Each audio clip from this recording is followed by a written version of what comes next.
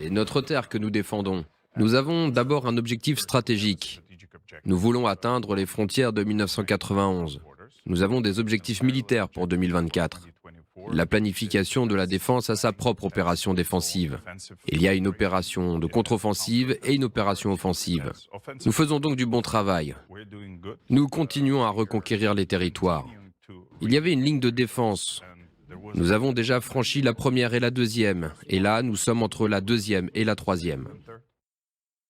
Vous disiez, oui, à côté de Zaloujny, effectivement, on n'est pas du tout sur le même tempo. Pourquoi pas dire la vérité? Cuisine interne. Pardon? Cuisine interne. C'est-à-dire développer. Cuisine interne, à savoir le conflit, si vous lisez dans la presse, le conflit Zaloujny-Zelensky est de plus en plus flagrant, de plus en plus grand. Et ce ministre de la Défense est dans le camp de Zelensky. Donc il a été nommé par Zelensky. Donc si vous voulez, c'est normal qu'il va avoir, je dirais, une annonce plutôt rassurante, plutôt optimiste, alors que Zelensky a une annonce plus proche du terrain, il fait son travail. Donc là, on est dans de la cuisine interne ukrainienne. C'est pas du tout... Oui, mais elle est, pardonnez-moi, mais elle est contre-productive, cette cuisine interne. Vous avez la chance de faire une interview sur Fox, au moment où ça se passe mal au Congrès, avec des Américains qui rechignent à vous donner de l'argent et des armes. Et comme c'était avant, c'était peut-être dans un effet booster, non? Il est sur une chaîne américaine et il s'adresse aux Américains, c'était peut-être un effet booster, Didier. En fait, je pense qu'effectivement, enfin, il ne s'adresse pas à la même personne. Je pense que le clan de Zelensky pense qu'ils ne peuvent pas obtenir des Américains une aide s'ils ne leur vendent pas du rêve, pour faire simple.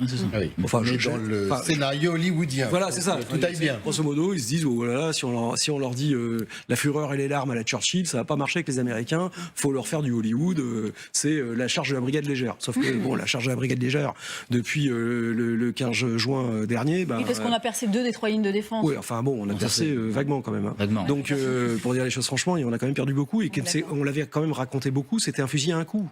Donc c'est ça le sujet, c'est qu'en plus on avait donné quand même tout ce qu'on avait en stock. Donc maintenant on n'a plus de stock. Le problème qui se pose, mais pas que pour les Ukrainiens, qui se pose pour nous, hein, c'est qu'est-ce qu'on est capable aujourd'hui de reconstituer, y compris pour nous à terme, pour être dissuasif, pas pour aller faire la guerre aux Russes. Personne ne veut faire la guerre aux Russes, c'est pas le sujet.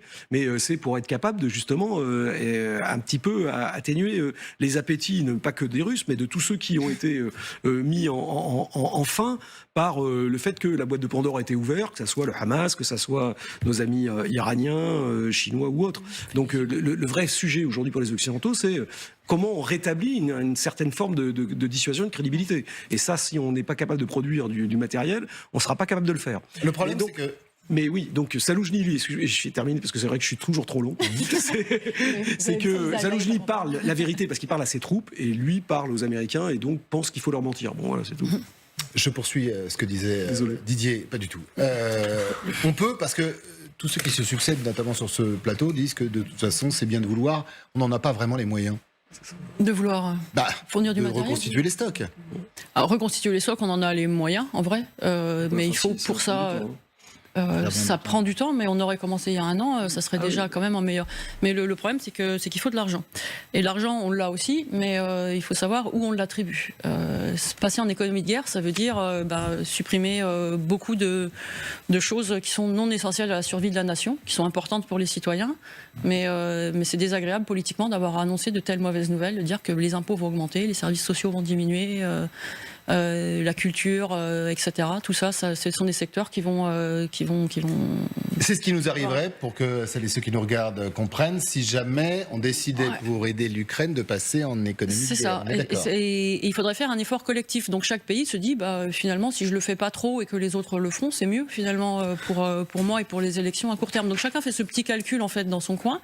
Et au final, rien ne se passe. Donc pour l'instant, notre économie, elle souffre pas trop, pas vraiment en fait de l'effort de guerre qu'on devrait faire et de la guerre en Ukraine. Mais en fait, c'est parce qu'encore une fois, on est sur des problèmes à court terme et on refuse de voir le moyen terme qui risque de nous coûter très cher. On rajoute ce chiffre que l'on a eu ce matin, juste avant l'émission, l'Institut de recherche allemand Kiel Institute nous informe que les promesses d'aide occidentale à l'Ukraine ont baissé de 90% par rapport à la même date de l'année dernière. Il s'agit exactement, et en plus, il s'agit des promesses militaires, financières et humanitaires. Ça sent pas bon quand même. Oui. Il est clair que si on se place du point de vue russe, ce que je vais essayer de faire, le Kremlin a des raisons de se frotter plutôt les mains, parce que effectivement le spectacle de dissensions aussi bien à Washington que ces dissensions qu'on observe même à l'intérieur du pouvoir politique en Ukraine est un spectacle qui ne fait que corroborer ce que présentait Poutine à son peuple en disant que de toute façon le soutien allait se tarir et que c'était quelque chose d'intéressé. À partir du moment où les alliés ne trouveront plus d'intérêt à ce soutien, alors ils disparaîtront. Et puis ça peut sembler superficiel, mais là c'est réel, moins 90%. Bah, c'est pas rien. C'est énorme. Mais ça peut sembler superficiel, mais l'année dernière, le magazine Times avait sacré Zelensky personnalité de l'année, et cette année, c'est Taylor Swift. Donc on est passé à autre chose. On a l'impression que la guerre n'existe plus, en tout cas.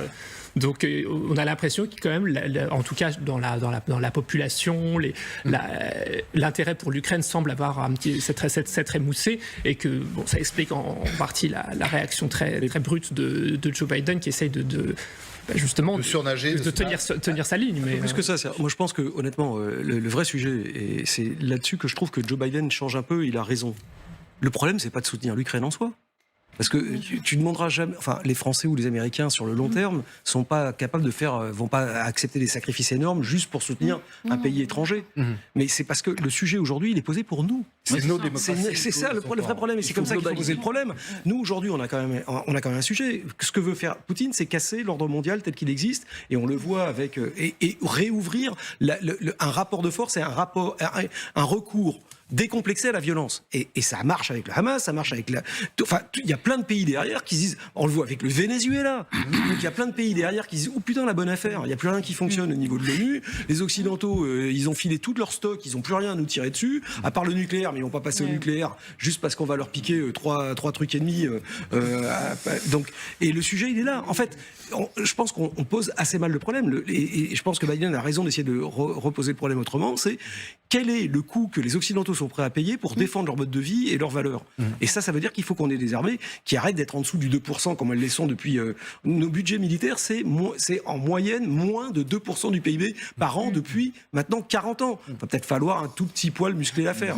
Mais le problème vient peut-être aussi de nos politiques, parce que vous disiez, mais c'est terrible, et à la fois c'est vrai, on a l'impression qu'il n'y a plus de guerre en Ukraine, il y en a une en Ukraine, mais tous ces politiques, les nôtres pour commencer, qui n'ont pas dit à leur peuple que cette guerre, c'était pas en Ukraine qu'elle se jouait, mais en Europe, et que vous disiez, la menace, elle est pour nous. Nous, démocratie, nous, Europe. La menace, elle est la même que dans les années 30.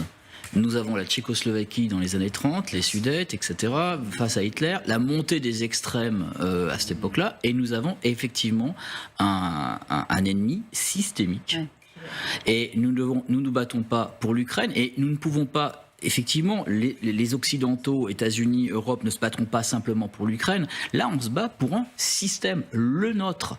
Et ce système-là, si vous voulez, c'est ce qu'il faut expliquer aux Français, aux Européens, aux Américains, c'est que l'Ukraine, c'est le champ de bataille entre les autocraties et les démocraties. Et effectivement, Poutine a ouvert la boîte de Pandore en décomplexant la violence.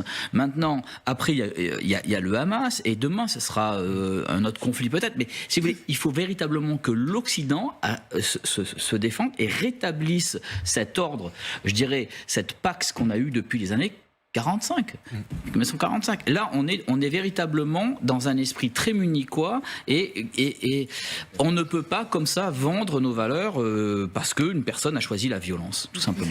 Didier, il y a une déclaration qui nous parvient à l'instant, Dimitri Peskov, qui nous dit: la Russie espère que les élus américains ne vont pas continuer à brûler l'argent du pays. Là, ils vont peser dans cette campagne américaine. Là, ils mettent les bouchées doubles. Ils ont raison. Enfin, alors, bonne guerre.